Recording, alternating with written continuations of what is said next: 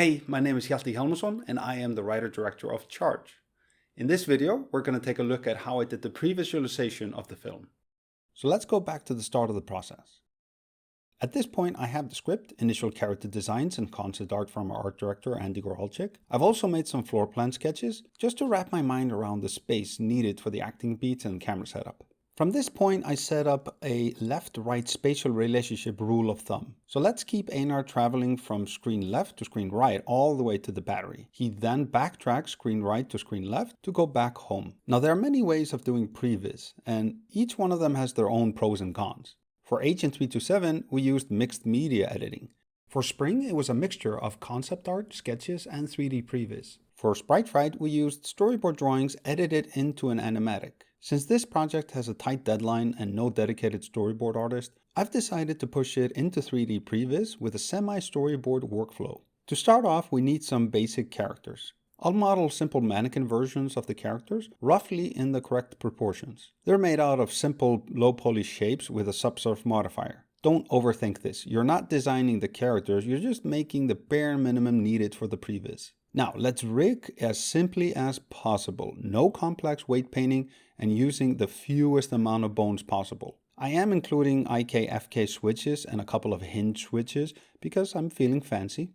I'm linking the characters into a brand new file. This file will be the previs file. Let's use simple shapes to mock up some elements of the scene. I'm keeping them simple. The size and shape of them will probably change later. I've decided to model low poly versions of the props inside the previs file, instead of making them in separate files and linking them in, since I'm not sure which props will end up being used, and I'm certain I'll need to reshape them anyway to fit the various scenes. Remember that everything made here is basically a sketch, and it will be possibly modified or discarded later. You need to treat it like disposable art.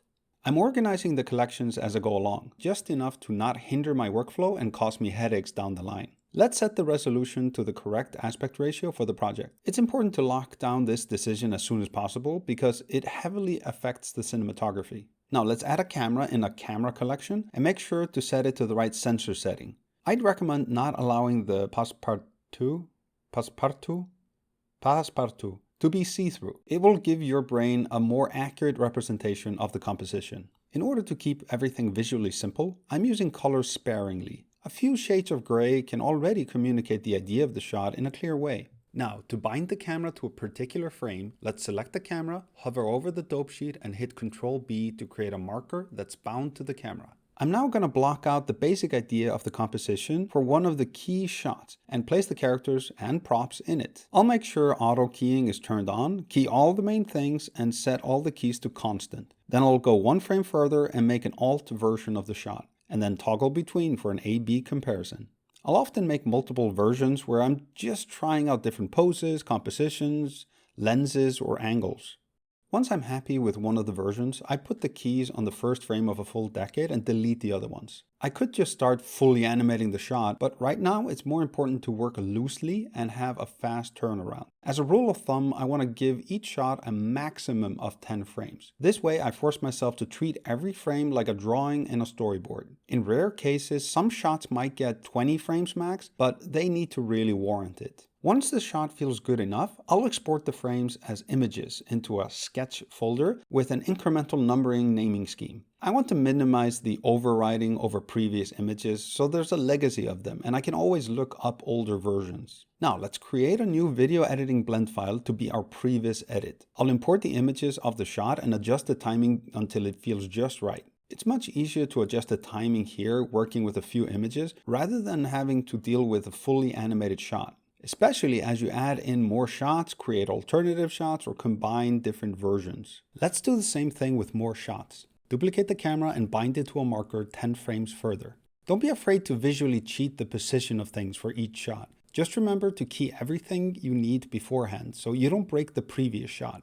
For some shots, I love to enhance the readability or the mood of the shot by adding some cheap fog effect. Just add a plane, give it a semi-transparent viewport color, and add an array modifier to trick the depth. Adjusting it to fit the shot is simple, and you just need to scale it to adjust the depth.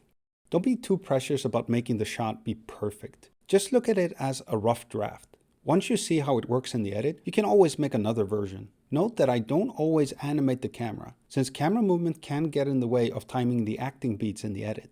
Sometimes when it's a simple dolly in or dolly out camera movement, I'll group the shot in the edit and animate it there.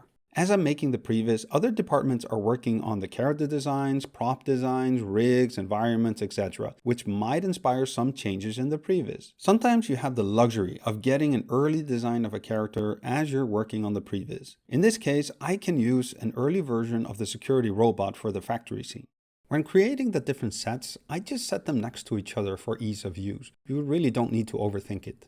At some point, the previs feels solid enough that you can't think of any more improvements. Or more likely, you'll run out of time and the friendly producer drags you away from it kicking and screaming. In any case, congratulations, we have a previs. After the previs phase, there's the layout phase. At this point, all characters, sets, and props should hopefully have an early design with preliminary rigs, influenced by the previs. For the layout, each shot gets recreated from scratch with its own blend file, using the previs as a guide. Production can get messy, and often things are happening in parallel. So while one scene is in previs, another one might be going through layout in order to make sure that you have enough shots to assign to the animators.